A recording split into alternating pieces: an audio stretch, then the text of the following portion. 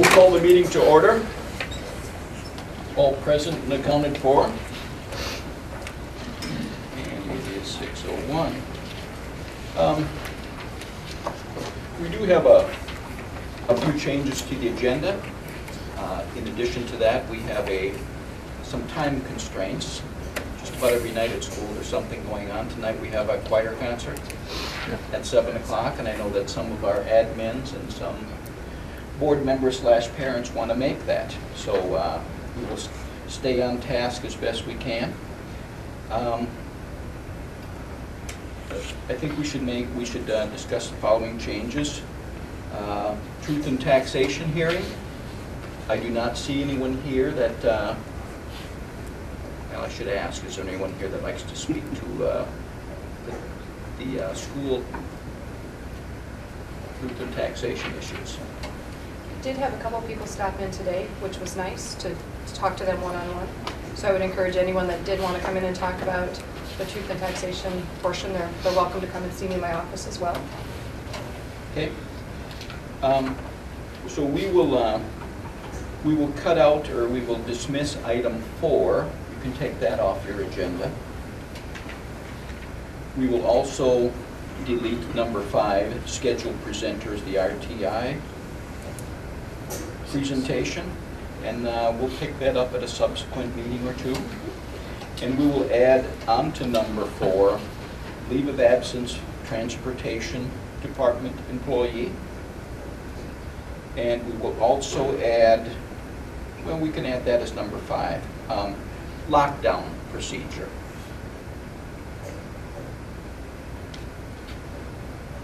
And does anyone else have anything that they wish to speak to, add, amend on the agenda? If not, I would look for a motion to approve with amendments. I'll make the motion. I'll second. Motion by Kurt, seconded by Rob. Any other discussion?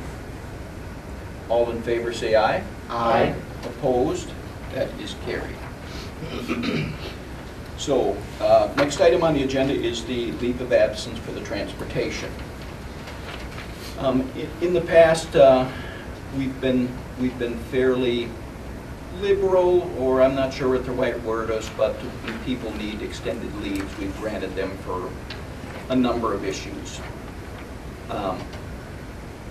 In our recent past, we've had a paraprofessional who asked for an extended leave of absence, and it was denied.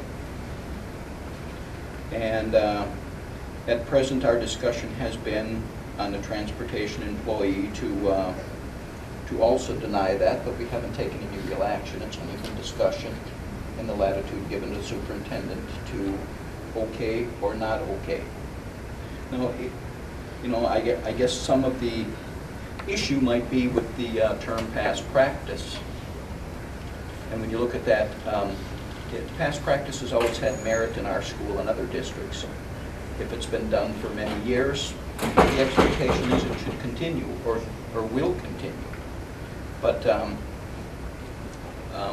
we would like to be able to have the latitude to keep our bus drivers. And the bus driving is part-time, but yet in this capacity, it's, I guess, full-time, part-time. Could we say that? That's a good way to put it. Okay. So I guess at a transportation committee meeting this morning, with representatives of the board, Rob and I, and the drivers, they had asked to be put on the agenda. And I think that's a very fair thing in light of the change, I guess, in direction that the school would be going for such leave. So I asked them to bring a representative to speak on behalf of all of them. And keeping in mind that this is not an open forum for open discussion, it's at the behest of the school board to get some answers and to listen to opinions. So I believe they've selected Jim Lockhart to speak on behalf of the board, so or on behalf of the driver. So Jim, not a real good position to be in, but thank you for doing that. Well, I'd like to start off by saying I agree with what we said this morning at the meeting. Beth said she wants her 18 on all the time. But then I got to thinking today, as professional drivers, I think all of us are 18 drivers, even the subs, because several of the subs are former full-time drivers, like Harlan Casa, You know, Bob Graham's been there forever. Driver in question was actually going to have Mike Rowett drive her route while she was gone on vacation, and he was a former full-time driver plus a full-time special ed driver. I guess we're not asking to change the policy. We're asking for maybe a variance this time because the person in question has already paid for their winter lodgings for the time period, plus they can't get out of it. What's going to happen here is if we can't make a variance, they're going to be forced to be terminated. I mean, they can't get their money back. It's a financial thing. I guess, we just found out the policy now, and we have no problem with the policy, if it's going to be in effect from now on. But this person didn't know the policy was in effect when they went ahead and booked and paid for their accommodations. So we're just, like I said, I see your point fully. But the other thing here is we're going to lose a driver at 12 years if they can't make an exception for just this one time. She already has herself fully replaced by a person that was a former driver. I mean, it's not like it's going to cause any hardship or shortages or anything. I guess that's my point. We're just making that request. Thank you for your time. One of the things that I guess was discussed as to whether we have anything written in policy or anything written contractually that deals with this. Right. Rob? And the conversation was that, and I don't believe that there's anything contractually about it. I don't think it's, and that correctly, it's not even the district policy, but It's not. we've been trying to become more consistent. Right, and after our meeting today, I did send it out to our group of superintendents, and I just wanted to kind of know how they felt about it, because it is interesting that we don't have a policy on something, and I got some interesting feedback on that. They said, why would you have a policy on something when you hire someone for a job, you want them there? Why would you have a policy on taking extended leaves? You're hired for a job, that's what you're there for. And I do agree with you, our subs are some of the best I've ever seen. But I want to reiterate what I said this morning. I want my A team in there. Pat drives my own 2 children to and from school, and she does a great job. With road conditions the way they are, I want experienced drivers. I really want that connection with kids from the minute they get on the bus to the person that serves them their breakfast, to that teacher in the classroom. I want the principal to know their names. I want these kids to feel like this is their home away from home. And when that inconsistency, whether it's a sub in their classroom or things like that, you referenced a paraprofessional that we had denied a leave on. That's not just, you guys just haven't gotten all of those. They stop at my desk. I've denied a lot of leaves because I really feel strongly about us being here. It isn't because I don't think that she should get a leave, because we did talk a lot about this last year. This isn't a new thing that came up. I feel really strongly that we have a lot of people in this community that want to be full-time drivers. And I want them to have full-time work, and I want Pat to be here full-time. I want all those things. I don't think as a group, I don't think we have a problem with that. The issue now here is it's a financial thing. She already paid for the place before she knew the But policy. we knew about this last year. We talked about it last year. No, we never, it's in the minutes that it was left at status quo. Okay. I guess from my point, from my perspective is, I know last year was the first year it needed to be approved. And that was a change in the direction already, which says that, and I hate to say it, it almost sounds redundant, but approval is the option to approve or not to approve. And that was an option last year. Again, knowing that change, going forward, you would think that it's something that you'd want to know before you try and do it again. Because there is that option to be denied every time you have to ask for approval. And if we had never asked for approval before, I guess I would say, yes, there would be no way of knowing. But when you go through a process that does change, that puts everyone on alert that we've got something different going on here. And an approval process is just that, it's approval or denial. And I did deny another bus driver, as you're well aware. Right. She was going to try to do a job, and I denied her that leave. She had to move her other job to a different time. So, I mean, we have this year really been consistent with denying that. So, You talk about last year, I'd have to find paper. You'd have to produce me some paperwork because I do not remember signing any approval or disapproval of anything last year. Can I say something? Sure. It used to be in our contract that anything over 3 days consecutively had to be approved by the superintendent. And I don't know how that got reworded because we never asked for it to be reworded. But now it says if you're missing more than 3 days without telling somebody, considered resignation. But it used to be in our contract, that's why I always call you on that. Kind of like the timer we talked about. 25% of the entire school year. February and March. I was looking at some of this, I'm probably not quite as informed as everybody else, but I do remember when we looked at the paraprofessional, the question at hand there was, we were willing to do that if it wasn't for hardship for the district, because they couldn't find another paraprofessional. And that's why, at least that's what determined my vote. It's like, if we can't find someone else for you, if it's going to be a hardship, we can't find a paraprofessional, then maybe we need to look into that and say, sorry, we can't grant you this leave. In this situation, if it's not in a policy or in the contract, and if it's been something that's been out there and money's been put forward already, that's a tough situation for them. And I guess if we can make it happen in this situation, we can give teachers leave of absence for a year, 6 months. As long as we can make it work, unless it's in a contract, I think, in my opinion, if it hasn't... It's not in any of the contracts, just so you know. There's a not leave of absence for teachers? Well, teachers have a sabbatical. Right, and they're still all contracts. It's in a contract. Here, if it's not in a contract and it's been common practice, and now we come through and do it because, just for the reason that we're going to do it without any real reason to do it, if that's the case, let's put it in the contract then. Because now I can see there's a situation, they put money down, they're going to lose it because of something that hasn't been practiced, and now we're going to put it out there. I'm a little uncomfortable with that. Again, we did it for the paraprofessional because there's absolutely no one out there, and I think that's what we have far more para subs than we do bus driver subs. At that time, though, we were told that we couldn't have, it's very hard to find a sub. Very hard to find a bus sub right now, too. But, am I right, there is a sub available? They're taking a sub, but now we lose that sub.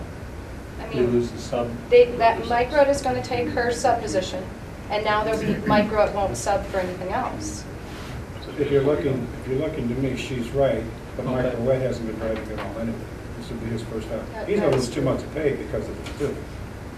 That's true. You're at a time of year where it's between sports and stuff in February, March.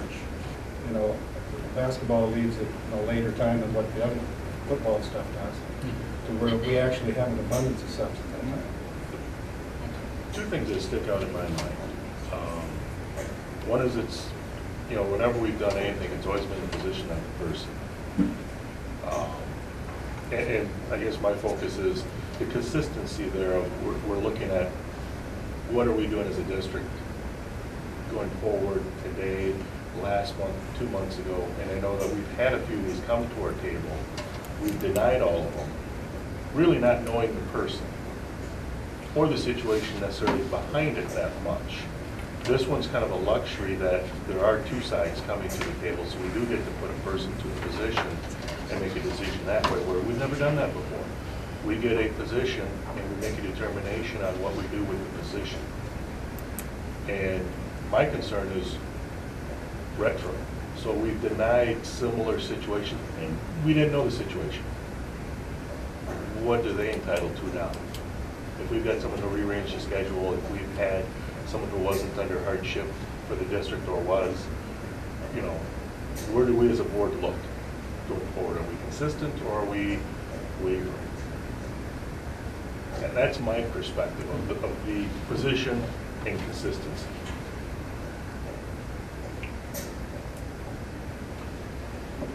It's a tough one. Oh, yeah, it is a tough one because, in the past year, we've had a couple of discussions with transportation, and we've been told to follow the contract. It's everybody's interpretation. If you follow the contract, you're not going to go wrong. And that means if we want to side on being good community folks and just say, well, for this circumstance, we can just vary a little bit. But there's nothing in the contract at this point in time. I'm not a big contract guy because it seems like we can just keep adding and adding. It's more of a policy issue to me. Is that we set policy that's the same as we do others, and we have to follow. But you know, I'm stuck between following the recommendation of the administration and the fact that we have had past practice, and we have set on past practice in the past and on many occasions, but you know, again, it's an efficiency issue as well. And so, you know, I'm absolutely on the fence about this. I agree with admin that things have to change in order for us to be more efficient, but at the same time, you can't find anything in writing. Now, Rob and I have dealt with, you know, this for at least a couple of meetings in discussion, and you know, he's got a very good handle on it as well. You know, it's not about the people; it's about the position and what we plan on doing. So, I don't think it's a win situation either way. The only thing I'm looking at, and I don't know, but there's a financial obligation involved here too. And is that something we look at? In these other situations, there wasn't a financial obligation, but as a common practice that was out there, do we now say, look, we're going to have to, sorry, there goes, was it a deposit? Was it a down? It's a contract. It's a contract? Do we, $1,500. you know, it's... Well, we have another staff member in the room currently that she had to change her schedule and lost quite a bit of money to teach driver's education. I will have to go back and change that now. I mean, I can't give it to one and not do another. So I would have to go back to that staff member and allow her to now do driver's ed and find a sub for her as well. Because she, was the situation on It was brought to me like they all are, if they're short term. And I denied it, because I've denied all of them this year, because that's the direction I thought we were going. And so I denied her to she wanted to take off for a job for a long period, you know, longer period of time to teach driver's education. And I denied that, so she had to rework her schedule to be able to make that happen. If we do this, I will reverse hers as well and allow her to teach driver's ed, because that's also a financial hardship, you know, when you're switching things around. And we really don't have the subs. I don't know where everyone's thinking all these subs are coming from, but we don't have that. If anyone knows drivers subs, we need them. But I don't know. I don't know the background of the situation. I don't even know who we're talking about. But I do think if you accept a full-time position, you should not assume that you will be granted a leave of absence without approval. And, Excuse me, when I was hired 12 years ago, they asked me to come to work because I had a bus license because I was a special ed aide, and I had to have a license because then I was not only an aide, I was a bus driver, and I could take them everywhere. And so they were short of bus drivers. They asked me to come to work. I said, I'll come to work if I can have vacation when I want vacation. No problem. And there's nothing in the contract. But we're not full-time either. No. yeah. Yep. You know, what we don't want to engage in, I guess, here is forum. And Jim, you're speaking for the group, and respectfully, Pat, Jim is speaking for the group, and I think we've got the input here. Now we just have to make a board decision on what direction to go to. So, Yeah, if we're going to have a change in policy, that has to start somewhere, but that has to be communicated with people so that they don't assume things are going to operate the way they have in the past without being informed. okay, and again, according to Beth, if we continue on, then we'll have to make some changes retroactively. I think that's apples and oranges, that's all I'm going to say. I'm not sure that's right or wrong. I'm not going to argue the point with you for sure, but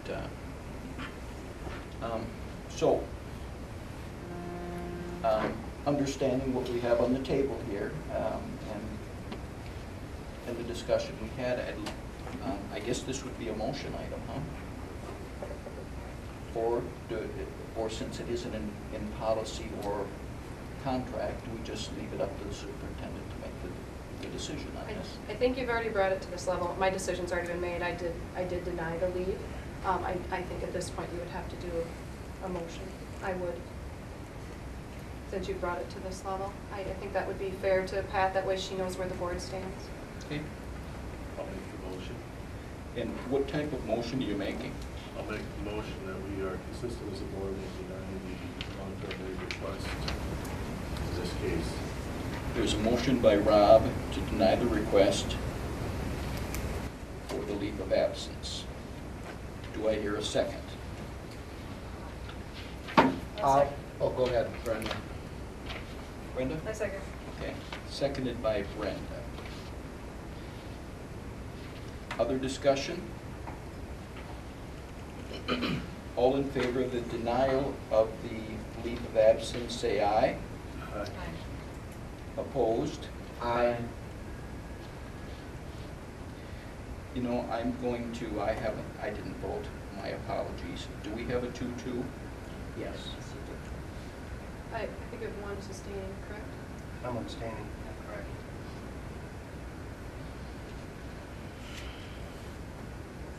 Who are the noes? Brenda and Rob. A no? No, we're the yeas. They were the yeas. Kurt and I were the noes. Brenda? Where it was written. And yes, I'm sure that's the way it was worded. I guess we voted on, I would vote in favor of the denial for the leave of absence. So I'm siding on Rob and Brenda on this, which makes it a 3-2 vote for the denial of the leave of absence.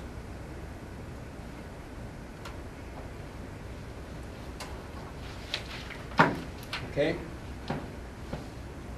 Thanks for the discussion. Again, and not a win situation for anyone. Next item on the agenda is the lockdown procedure. On a national level, we mourn 20 babies in our community, in our nation, and I think there's been some communication on a local level with law enforcement. Speaking with Beth, I've got a phone call myself that law enforcement would like to come in and assist us in some way to review our safety procedures, but I think it really behooves us to have a little bit of discussion with our principals as to what procedures are, how often procedures are fulfilled, and you know, I think it warrants it at a very tragic time. So I'm going to start with our elementary principal here. You know, we've done one full, we call them code reds, but it can be referred to as a lockdown. We've done one full lockdown earlier this year. We have plans to do 4 more. You know, a little bit about the drill. I assume is that what we want? Is that okay? Yeah, that's fine. So just a little bit about our procedure down at the elementary is that if we call a code red, all the teachers and students are aware that we are in a full lockdown, where at which time the teachers would lock the door, close the blinds, and get to a corner in the room out of view as much as possible with their setting. You know, it's different for each area of the building, but they have a set location to go ahead and get into. And you know, during the drill, then we make sure we check as office staff. We make sure that all the doors are locked and that we cannot hear or see any kids or adults in any of the rooms. Our first drill went fantastic. That was probably a month ago or so, give or take. And so that's kind of the procedure. We've got a few other basic scenarios. I think all of us would agree that it's really impossible to plan for everything. But the kind of the rule of thumb is, you know, use your best judgment. We've got a couple scenarios discussed at the elementary about what happens if the kids are at recess, and a lot depends on the threat, of where the threat is, how immediate the threat is, and so we've got a couple options. But really, the main option is to get them away from the threat. If the threat is in the building, we get them. We have we are instructing all of the staff to get the kids to St. Ansgar's Church, you know, out of the area of the immediate site in the building. We've got Fayed will be in the locker rooms, in the gym area. And then we've got the cafeteria, which will be, depending on what time, of course, and who is all in there, will be either in the small workroom or somewhere back in the kitchen to hide them. So I think for the most part, we've got some pretty good things in place. I'm very thankful that we've gone ahead and done this. We've got a lot of procedures in place. The kids, in fact, we just had a evaluation of our safety procedures through our PBIS evaluation. That was done by a Goodhue principal who came and did our evaluation, and all 15 staff members knew what the procedure was and what to do, and all 15 kids knew what the procedure was called. And so I feel good about that. Obviously, in light of recent events, should we review and just reflect on things? Always. That's kind of my philosophy. And as a building principal, the first time I stepped foot in the elementary last summer, the first thing that came to my mind is how secure is the building. There may or may not be some structural things that we could change down the road, but for the most part, I think we are pretty close to as secure as we can be. So, any questions? I hope I covered it okay. We are mandated to have a certain number, right? Correct. And as an administrator, do you have meetings with your staff? You have the procedures, the code red procedures, but do you meet with staff as well to go over those so they're comfortable with them in the event? Yeah, and that's why I say discussions have happened. One of the very first meetings was the lockdown procedures, and we had a discussion as a staff, do we want to just have one set lockdown, a code red, or do we want to have two different types of them? The staff just, we all agreed that we're going to stick to kind of one at this point, just a full absolute lockdown, calling it a code red. There's still some talks about possibly doing some other types, a modified or code orange or some other thing where it wouldn't be so locked down in case the threat was in the area but not in the building. But we can, especially now, we will continue to have those conversations. But yeah, we talk about it quite often. Thank you. Tim? Yeah, one of the nice things about Buchanan Falls District is I think that process has been very organized and it's been made very easy for staff. Every room has a clipboard like this, which is all of the different emergency procedures, fire, severe weather, lockdown or code red, our building evacuation plans both for good weather and for poor weather, what happens if we're under a significant power loss for an extended period of time, nuclear evacuation, and our code blue or our medical emergencies. And these clipboards hang by every classroom door. Like Derek was mentioning, our PBIS, both buildings have had our initial set evaluation and emergency procedures was one of the big things there. And I was a set evaluator for another school, and I can tell you that these procedures are very, very evident and they're very easy to get to in the school, and they are not in all schools. There were the school that I evaluated, they had to do a lot of teachers had to do a lot of digging around to find those, but these are hanging by everybody's door. And we review these, a lot. I can think last year when the Lake City District went on an extended lockdown because of a police emergency in the community. The next day we had these out as an administrative team, and we were reviewing our procedures to see, just doing a what if kind of scenario. And like Derek said, we do our 4 or our 5 drills a year, but there are a lot of different things that can be happening. What if we're in the middle of our lunch? What do we do with our kids in our cafeteria? When weather's nice and we've got kids in the front of the building, what do we do with them? And we've got kids in the back of the building, and what do we do with them? So we We are constantly reviewing these procedures and reminding staff of what those procedures are. And I think that we do a pretty good job of keeping staff up to date and just keeping this something in their forefront. So. Thank you. It was more of a discussion item, and I think it's real timely to at least let the community know that we do have procedures in place. We do take them pretty seriously, so Could I very just add seriously. one Sure. really quick thing? Last Wednesday, I sent out an email to all of you that we did do a live shooter drill. Interesting, happened 2 nights prior to the actual event happening in Connecticut on Friday night.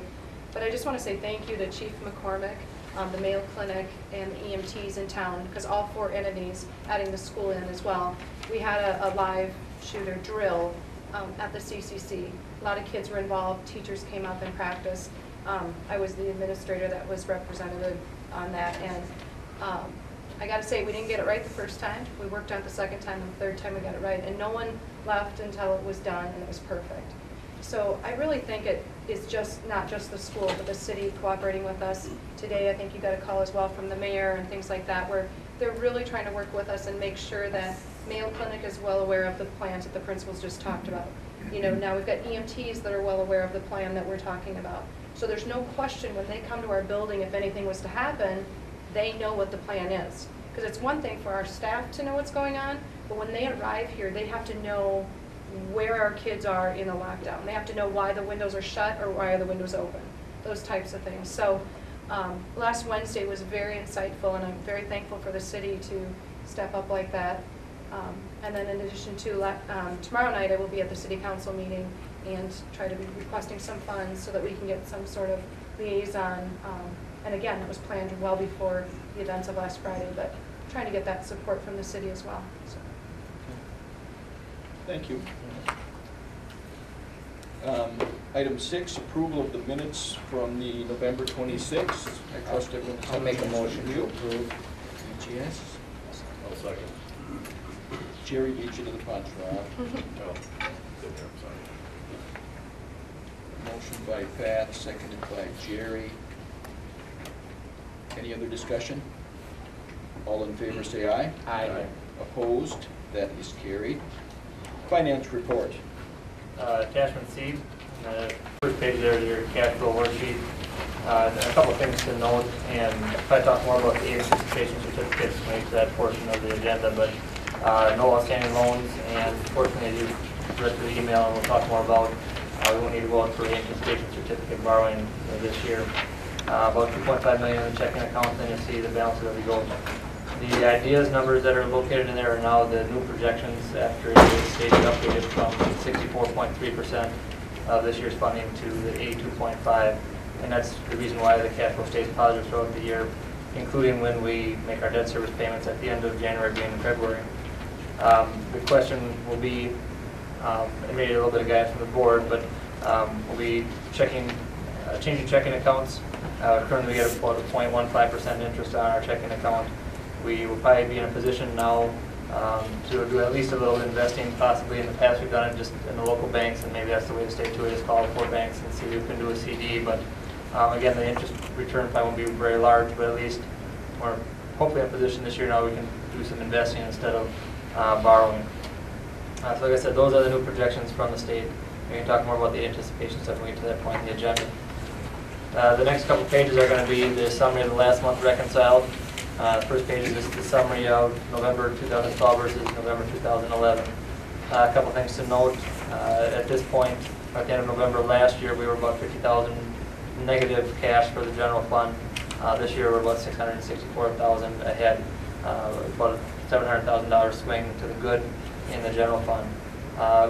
Partly from the timing of ideas payments when they're coming in to the district, and partly because of doing well through the last year in the audit.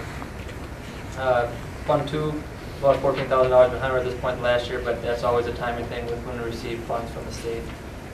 We'll go plus 1 month and minus the next. Community ed about $130,000 ahead of where we were last year. However, last year we had a huge shift in tax shift, which reduced the community ed budget. So really, community ed is more on par of where they've been in the past. Building construction, obviously we're done with that project, so that's at 0. Debt service a little bit ahead of where we were at this point last year, but those are all set to pay essentially what is our mortgage payment that will be at the end of January. Trust and agencies and scholarship doing well in relation to last year. The OPEB trust, about $145,000 less than we were at this point last year. We did draw $126,000 out to help cover some of the OPEB retiree benefits at the last fiscal year. And then part of it is just an adjustment of unrealized or realized gains and losses in the CDs. So that's going to adjust or fluctuate just a little bit. Sometimes we go ahead, sometimes we go behind, but that's kind of where we're at in the OPEB trust. And then the next one is the OPEB debt service. It's the same thing as the debt service for a building. It services the debt on the OPEB liability. And again, set to fulfill the needs to pay that payment. The next couple pages is just going to be the deep dive. See kind of what goes in and out. Of note, in the general fund is about $250,000 to the positive, or more revenue in the general fund this year versus last year. Again, leading to that $700,000 to the better of the general fund in total for the cash. In the food service, about $26,000 less in the ideas, and again, that's time to when we receive food receipts. We'll probably have a higher December than we did in the previous year, but that's kind of a fluctuation that goes with there. I'm going to see the next page, community ed. They had an increase in their revenue for 2012 versus 2011. Again, the timing of when the state remissed the funds. And then finally is the debt service, and the levy will get, that's set for the levy to pay the debt service payment. And again, that balance will decline to, it'll still be positive, but near zero by the time we get that debt service payment at the end of January. It's just kind of a brief summary of what happened in the last month. If you have any questions, I can do my best to answer.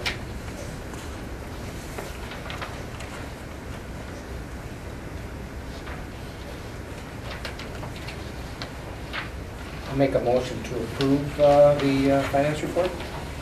Motion by Pat. Do I hear a second? A second. Second by Kurt. Other discussion? All in favor, say aye. Aye. Opposed? That is carried. No old business. Under new business consent agenda items, these items are considered routine and are usually enacted under one motion. Have you had a chance to look those over? Do you have any questions? If not, I would look for a motion to approve. Motion by Jerry, Second. second by Brenda. Other discussion? All in favor say aye. Aye. Opposed? That is carried. Approval of expenditures. We did get some mail to us, and we do have a copy in front as well.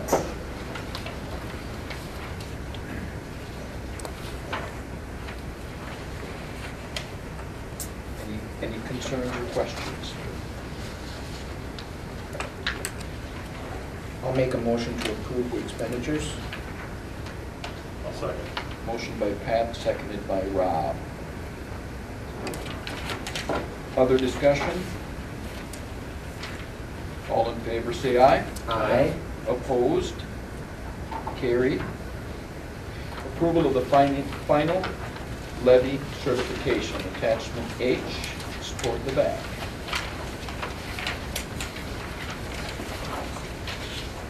We need to speak with this?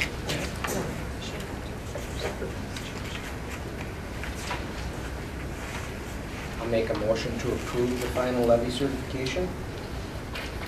I'll second. Motion by Pat, seconded by Kurt. Other discussion? All in favor say aye. Aye. Opposed? Carried. You all got some good news in an email, I guess, and you know, I'm not sure if we should be thanking the legislature or for saying finally you've come through with the obligation that you're required to come through with. So, Beth, would you like to speak to that?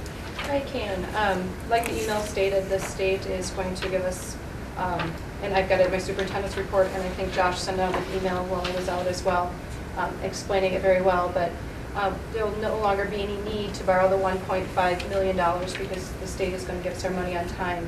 What's really important for everyone to hear repeatedly, this is not new money. This just means that we are not going to go out and have to borrow the money and pay the interest on it. So we're very thankful for that. but there's already misunderstanding in the community that this is new money, and it's not. We are still extremely short. The funding is inappropriate and unbalanced between schools, and what everyone gets for pupil units is still very much off.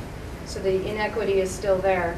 But yes, this is very good news, and with that good news means we should cancel the borrowing of that money. So we don't need the aid anticipation this year? That is correct. Okay. I'll make a motion to cancel the salary aid anticipation certificates.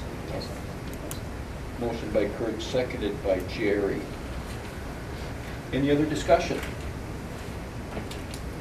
All in favor say aye. Aye. Opposed?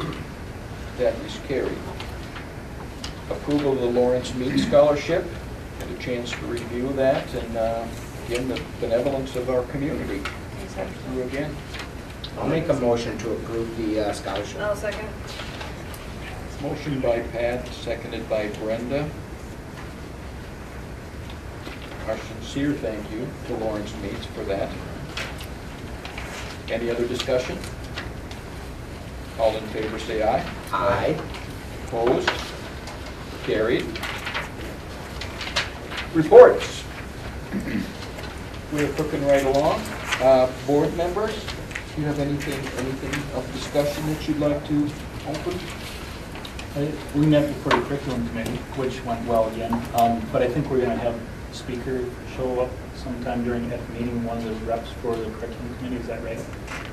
For RTI, speaking of RTI, because Yes. we spoke about RTI at the We have curriculum. RTI and PBIS both scheduled for That's January. great. I won't have to say anything then, I'll let them do the talking, so that is very good. We'll do that in January.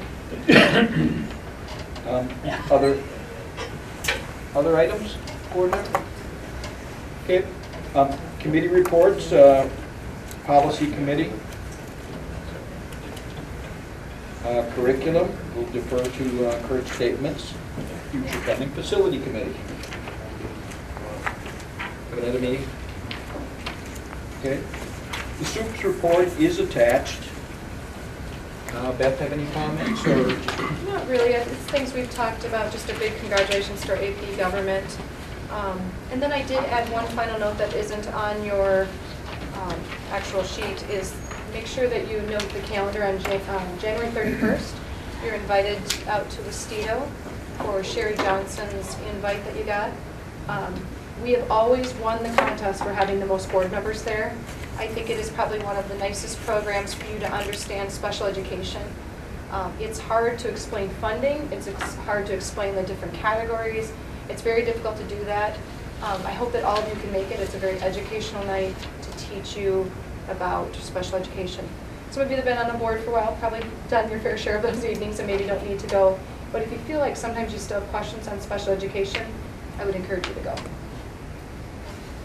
I think the title of it is All Things Special Ed. It's just calling it, yeah, all things special ed, or everything special ed. And it is all things. There's a lot packed in that evening. It really is.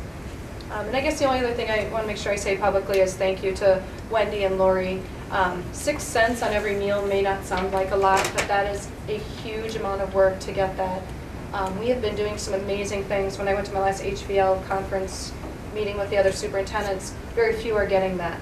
It takes a lot of work to get your meals to a perfect 850 calories and to have them so diverse to get this money back. So just hats off to Lori and Wendy for working so hard on that.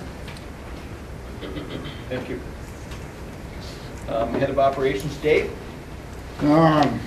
Just busy, overwhelming, a lot of stuff going on, whatever. Probably in January there I'll give you a more in-depth report. So I thought tonight, rather than giving a report, I'd do a show and tell, and I won't stop the meeting, but after the meeting you can look at the football shoe that we found in the tunnel down at the old elementary school. You laugh, but that's borderline antique. We think it's, what, 40s, 1940s? No, You think it's more than that? They started making them in 1895 and they quit making them in 1925. And the north half of the gym was built in 1931, so. Wow. It's a layered leather spike $4. Maybe a red one. Yeah, I think so. That might be a collectible. You didn't find a pair, though. No. Okay. Principal's report, I think Derek, I think we've got your attachment on here. Yeah.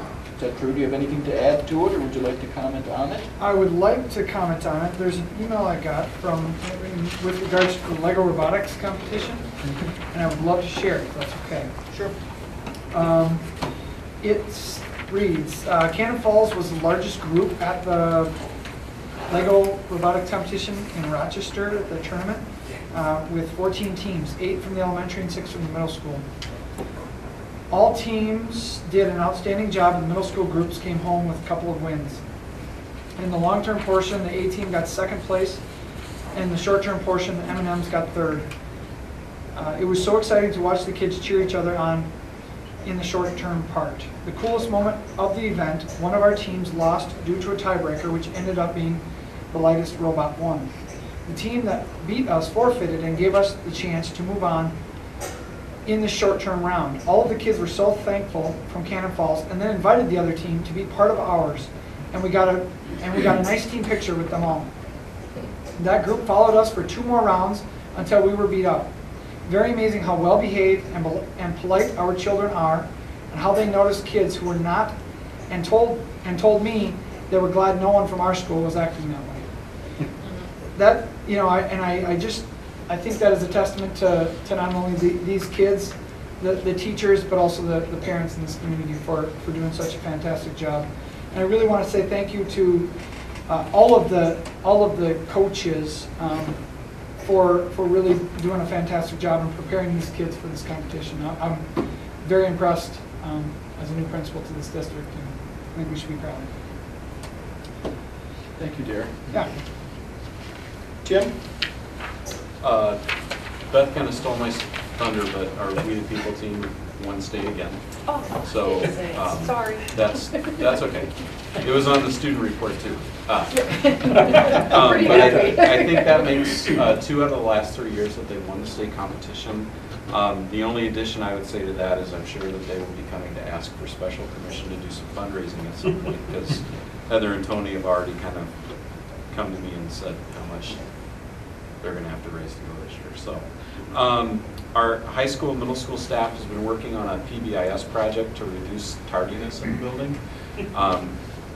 Some of you who are parents maybe have heard of this. Others, hopefully, you haven't gotten angry parents or calls from parents. But anyway, we tracked tardies. We redefined tardy for the whole building, so we're consistently applying a common definition. We're applying a common procedure for handling tardies in classes, and we tracked the number of students who were and weren't tardy over that period of time. And on Friday, the students who were not tardy for that 2-week period of time were allowed to leave during 7th hour. So we had roughly about 450 of our 680 kids who were allowed to leave early on Friday, and they were very excited. The staff did a great job of not telling anybody that was going to happen, so it was a big surprise to kids, and they were very excited about that. So, you know, the whole idea behind PBIS is recognizing students who are doing what we want them to do, instead of just always punishing kids who aren't doing what we wanted them, or what we don't want them to do. Could you explain what PBIS stands for? Yeah, I'm sorry about that. PBIS stands for Positive Behavior Intervention Systems, and that's something that we've mentioned off and on here since this last fall. But both buildings are working on that process right now, and we look at our discipline data and we make decisions about what we need to handle based on that data.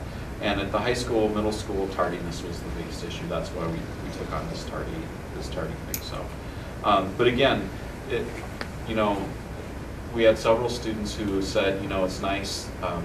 We're always told to do the right thing and to be on time and to get good grades, and we're not necessarily recognized for that. It was nice Friday to be recognized and rewarded for doing what they were supposed to be doing. So, so I think that went over very well. Winter activities are in full swing. Our winter band concert was last Monday. It was very well attended, and unfortunately I was not able to attend, but From what I've heard, there were some fabulous pieces in that program. Our winter choir concert is tonight. Fall conferences were very well attended at the middle school and high school. We were a little bit surprised given the time of year that we hold those, but they were very well attended. We had our winter formal dance here in the atrium at the high school on Saturday, and we sold 60 more tickets than we've ever sold before, so that was very well attended by the students. So Tim, what is the definition of tardy? So I can relay this back to my daughter. Which one? Was your daughter here 7th hour on Friday? No, she got out early. Oh, did she? Yeah. Tardy now means for every classroom that you're in your seat when the bell rings. Okay. So before, different staff had been applying different definitions of that, and we wanted to make sure that we were being consistent. So as a staff, we determined that's what we wanted to use. So in your seat when the bell rings. Thank you. Yep, no problem. Okay, moving on, CE and activity report, Jake? Yeah. Earlier this fall, I applied for a grant through the Minnesota State High School League Foundation, which helps covers, offsets the expenses when we have free kids who are on free and reduced lunch. They get to participate in activities for free. We were granted a little over $1,500 to offset those registration fees. I think it's the first time we've received that grant, so that was a good thing. This fall, I was asked to be a football team host at the state football tournament. It was a good experience for me. I got to see how the tournament was run firsthand. Got to meet a lot of people who've been EDs for a long time, so that was a good experience for me as well.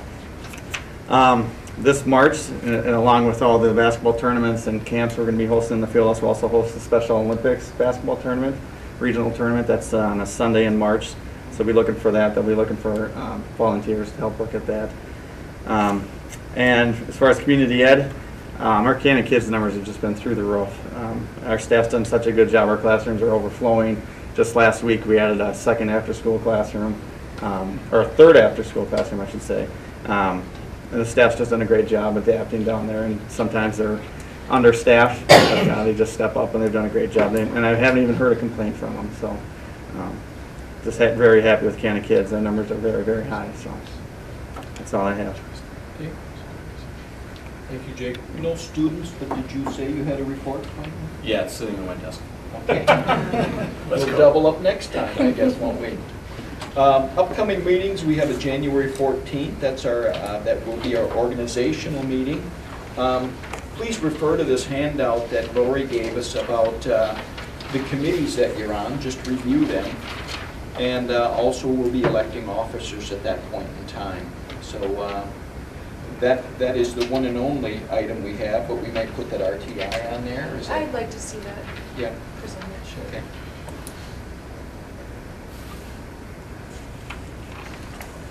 Up next is a public forum. Anyone wish to speak to the issues of school?